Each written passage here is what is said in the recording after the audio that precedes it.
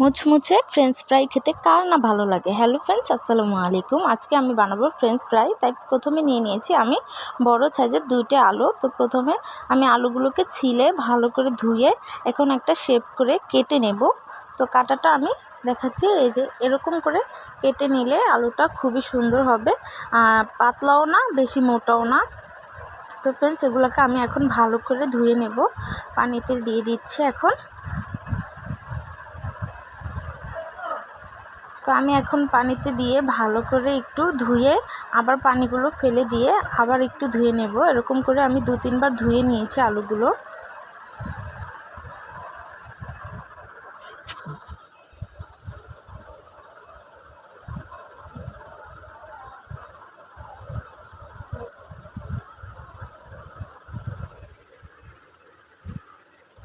তো ফ্রেন্ডস, ধোয়া কমপ্লিট। আমি এখন একটা টিস্যুর সাহায্যে আলুগুলোকে ভালো করে মুছে পানিগুলো একদম শুকিয়ে নেব।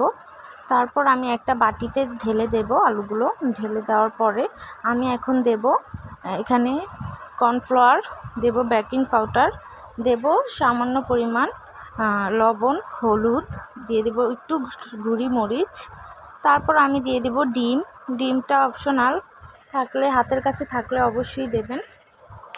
তারপর আমি এখানে দিয়ে দিব একটু ময়দা, দিয়ে এখন এগুলোকে ভালো করে আমি মেখে নেব। তো ফ্রেন্ডস, মেখে নেওয়ার পর আমি কিছুক্ষণ রেস্টে রেখে দেব। দেওয়ার পর আমি একটা কড়াইতে দিয়ে দেব তেল। তেলটা গরম হওয়া পর্যন্ত আমি অপেক্ষা করব। আর অবশ্যই চুলার আঁচটা একদমই লোতে রাখতে হবে, না হলে এগুলা পুড়ে যাবে কিন্তু ভিতরে সিদ্ধ হবে না। তো ফ্রেন্ডস,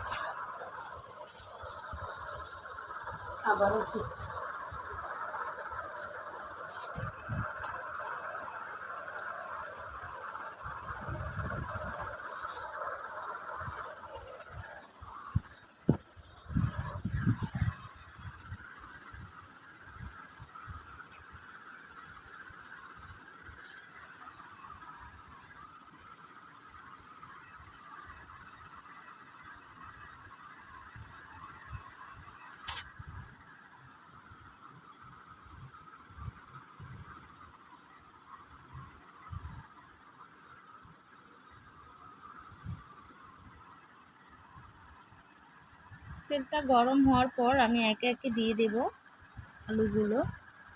তো আমি আলুগুলো দিয়ে আমি একটা একটা করে ছাড়িয়ে দিচ্ছি কুলসুমের মাধ্যমে। তো এটা দিয়ে আমি একটু একটু করে ছাড়িয়ে দিচ্ছি, কারণ একটার সাথে একটা জয়েন্ট হয়ে যাবে তাই। তো এগুলো এখন ভাজা হয়ে গেলে দেখুন, ভাজাটা আপনারা বুঝবেন কিভাবে, একটু লালচে একটা ভাব আসবে। লালচে ভাব আসার পর তারপর আমি নামিয়ে নেব। নামিয়ে নেওয়ার পর আমি আবারও দিয়ে দেব, এক এক করে এভাবে আমি ভেজে নেব। দেখুন,